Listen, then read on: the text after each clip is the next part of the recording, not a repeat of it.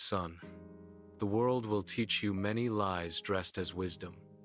Let me show you the truths they hide. The old merchant stood at the harbor's edge, watching ships unload their cargo as the Mediterranean sun painted the water gold.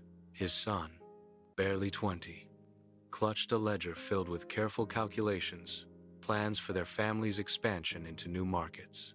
"I've studied everything, father," the young man said eagerly.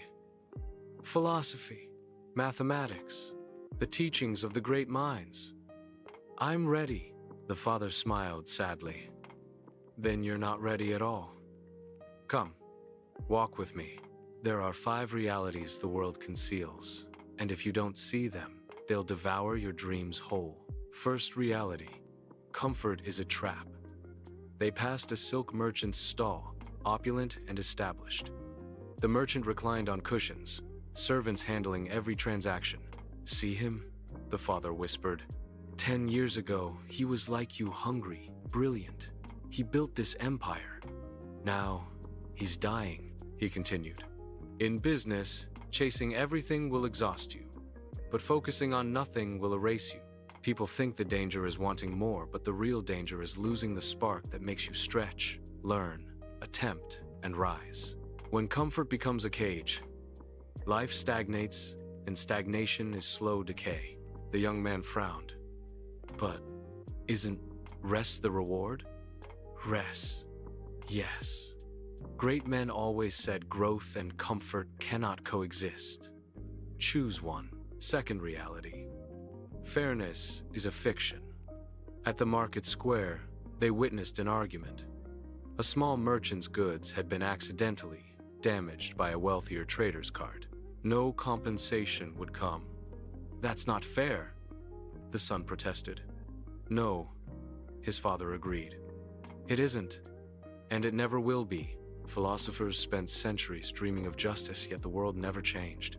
Remember, the world suffers a lot, not because of the violence of bad people, but because of the silence of good people.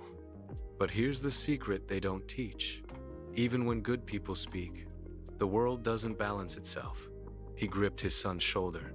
"Fair is a bedtime story. Success comes to those who navigate reality, not those who wait for justice. Build your strength, your network, your value, because no cosmic force will hand you what you deserve." Third reality: waiting perfects nothing. They entered a warehouse where a young entrepreneur showed them designs for an innovative new vessel, lighter, faster, more efficient. "These need 3 more months of refinement," the entrepreneur explained. "Then they'll be perfect." Outside, the father sighed. "He'll never build that ship. Perfect is the enemy of good. Better and done is better than perfect." That young man will refine and revise until someone else launches a good enough version and captures the entire market.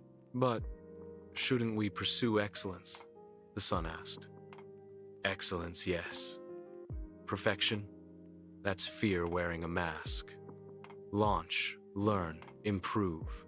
The Stoics called it amor fati, love your fate.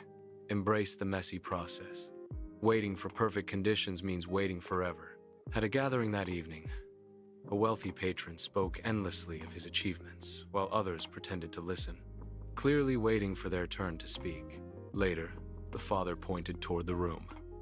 "People care about one thing: how you make them feel. This is where most lose their edge. They talk to impress instead of reveal. They try to be interesting instead of being useful. But the moment you shift your focus from being seen to seeing others, the world opens." The son frowned. "So, no one really cares?" The father lowered his voice. "If you want influence, don't fight for attention. Give people a reason to offer it. Show them their fears, their desires, their future. Speak to their world, not yours. That's the winning strategy for any kind of success." As they returned home, the son pulled out his ledger again. "I need to study more routes, more markets, calculate more scenarios." The father closed the book gently. He said, "Thinking feels safe. Planning feels productive. But nothing changes until you move. Action breaks the fog. So move, fail, adjust, move again. That's how you build anything real. You cannot think your way to success.